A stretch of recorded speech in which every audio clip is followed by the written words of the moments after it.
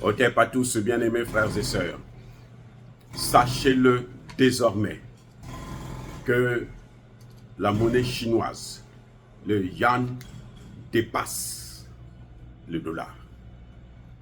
C'est dommage pour nous les Américains parce que nous on veut que notre monnaie soit la meilleure, la plus forte, qu'elle soit la monnaie de réserve, qu'elle continue à l'être. Et moi je le souhaite vivement.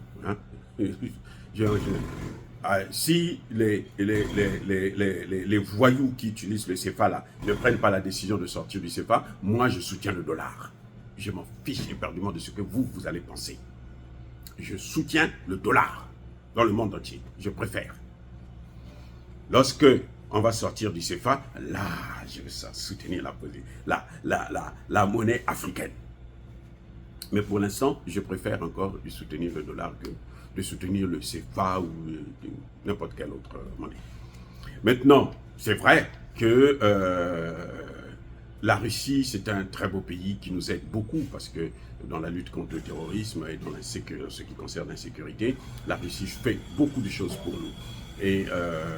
Mais, en tant qu'Américain, je préfère le dollar. Point. Voilà, c'est dit, c'est compris maintenant. Maintenant, je vais vous dire une mauvaise nouvelle pour nous, Américains, bien sûr, c'est que le yuan a dépassé le dollar de 2,5%. En ce qui concerne les échanges au niveau international, toutes les transactions internationales. Maintenant, les transactions internationales, il y en a plus en yuan que en dollars. Alors que il y a une quinzaine d'années, plus de 92% des échanges internationaux, des transactions internationales se faisaient en dollars. Maintenant, on est descendu sous la barre de 50%, sous la barre même de 40%. Parce que si le yuan est passé au-dessus, parce que avant ça, il y a quelques mois, le dollar était au niveau autour de 44-45%. Maintenant, le yuan a dépassé le dollar de 2,5%. Ça veut dire que le dollar est descendu sous la barre de 40%. Alors, qu'est-ce qui se passe exactement? Et à quoi est due cette montée, cette accélération du yuan? Ce qui se passe, c'est quoi? C'est que les BRICS sont en ce moment en train de faire un travail excellent en économie. C'est-à-dire que pendant que les États-Unis sont en train de se concentrer sur la guerre en Ukraine, en envoyant des armes et autres, les autres sont en train de se concentrer sur la guerre économique. Et oui. Vous voyez que, je vous ai dit, l'Allemagne vient d'arrêter va réduire de moitié son investissement dans cette guerre. Et l'Allemagne maintenant se rend compte que les Français ils parlent beaucoup, mais ils n'agissent pas. Et oui, les Français parlent beaucoup. Macron s'agite, mais il ne dépense pas, il n'a pas d'argent. Il n'en a pas. C'est pas qu'il ne veut pas, il n'en a pas. Bref. Alors, les BRICS, ce qu'ils font, c'est que la plupart des pays de BRICS, là, ils échangent en yuan. Vous vous imaginez, entre la Chine et la Russie, les deux pays là qui font, je pense que c'est les plus grandes transactions pétrolières au monde actuellement. Après, il y a l'Inde, et puis la Chine, et puis les pays européens. Ces échanges se font en yuan ou en rouble. La Chine a même réussi à presque imposer le yuan plutôt, à la Russie. La Russie n'a pas de choix puisqu'elle est en guerre. Donc, il faut faire des concessions quelque part pour continuer à maintenir son économie, qui est en nette progression par rapport aux économies européennes qui sont en train de s'écrouler, complètement s'écrouler.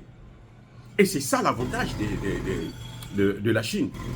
Maintenant, vous savez, aux frontières chinoises, entre la Chine et l'Inde,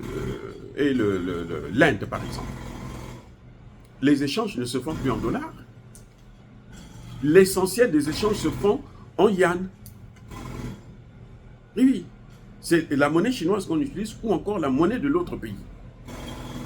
Et la Chine, ce qu'elle a fait, c'est que pour contourner le dollar, elle a créé son système SWIFT, où vous pouvez faire des transactions sans passer par le système SWIFT normal. Enfin, je dis normal, mais c'est-à-dire que celui qui a toujours été utilisé par le monde entier, qui est sous contrôle des Américains, ce qui permet aux Américains de contrôler les transactions qui se font dans le monde et de tirer profit. Même quand elle dort, elle continue à tirer des profits sur les transactions auxquelles elle n'a rien à voir en fait. C'est à travers le système SWIFT. Donc les Chinois ont créé leur système à eux. Vous pouvez commercer plutôt avec la Chine sans passer par le système SWIFT. Vous vous rendez compte? Et autour de la Chine, toutes les transactions frontalières se font essentiellement en monnaie chinoise. À cause de quoi? À cause de ce système-là qui contourne le dollar. C'est ce qui accélère justement la dédollarisation.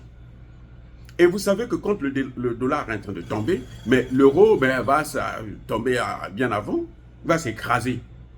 Parce que là où se battent les éléphants, là, les souris n'ont pas de place. L'euro là va s'écraser carrément à la fin du processus. On disait que ça ne devrait pas, ça devait prendre encore, le dollar avait encore beaucoup d'années devant elle. Mais aujourd'hui, on se rend compte que non, mais le dollar est en train de prendre des coups. Et c'est ça le problème qui fait que aux États-Unis, on préfère Trump. Parce que l'administration Biden n'a pas protégé le dollar. C'est ça qu'on lui reproche. Il n'a pas protégé le dollar. Il s'est concentré sur la guerre en envoyant des armes et autres, d'ailleurs la guerre qu'ils ont perdue. Et entre-temps, les Chinois et les Russes sont en train de donner un coup fort. Eh oui. Mais les BRICS ont créé leur banque. Une banque d'investissement. Mais attendez, qu'est-ce qu'une banque d'investissement? C'est exactement le FMI, la Banque mondiale. Ils font aussi des prêts. Hein? Ce n'est pas gratuit, hein? Vous ne l'aurez pas. Mais eux, ils font avec plus d'avantages. Et puis, avec eux, vous n'êtes pas obligé d'utiliser le dollar. Voilà la grande innovation. Et c'est ça qui met à mal les États-Unis. Et c'est dû pourquoi les États-Unis sont en train de perdre le marché. La confiance. L'utilisation d'une monnaie est basée sur la confiance. Ce que les États-Unis sont en train de subir, ce sont les conséquences des sanctions économiques contre la Russie. 17 000 sanctions. Et maintenant, surtout, le fait de vouloir récupérer les avoirs russes. Ça, l'Arabie Saoudite se dit, mais attendez, mais moi, le jour que je ne veux pas respecter les droits de l'homme comme eux, ils le veulent, mais ils vont prendre mon argent. Elle a vendu 70% de ses bons de réserve, bons de trésor aux Américains. 70%. C'est ce qui fait qu'aujourd'hui, vous voyez que les Allemands ne veulent pas prendre l'argent des Russes. Ils avaient dit, on va prendre seulement les intérêts. Là encore, ça pose un problème. Ce n'est pas pour vous. Les intérêts que génère votre argent dans la banque, c'est pour qui? C'est pas pour vous? Ou bien c'est pour le voisin? Non. Là encore, ça pose un problème de confiance toujours. C'est pour ça que les Allemands sont hésitants à cette solution. C'est quand même plus de 3 milliards de dollars par an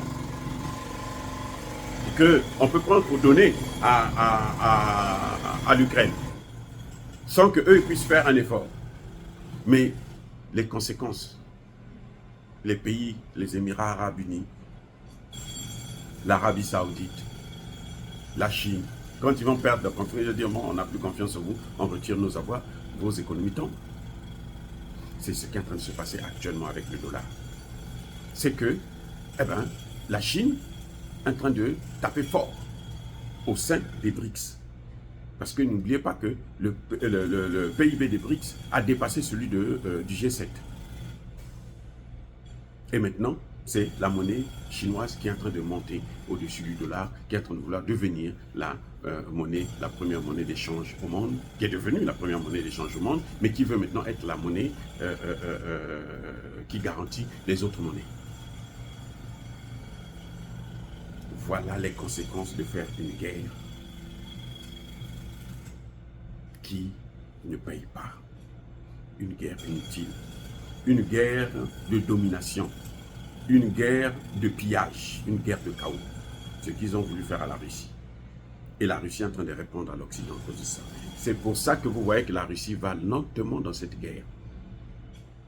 C'est pour ça que la Russie ne cherche pas à forcer à course. Elle limite seulement les dégâts et elle est en train d'avancer dans le Donbass. Quand elle va prendre le Donbass, elle va se concentrer maintenant à course. Parce qu'il y aura déjà des négociations pour les chasser tous. Ou bien peut-être même quand elle va finir avec le Donbass, course sera déjà réglée.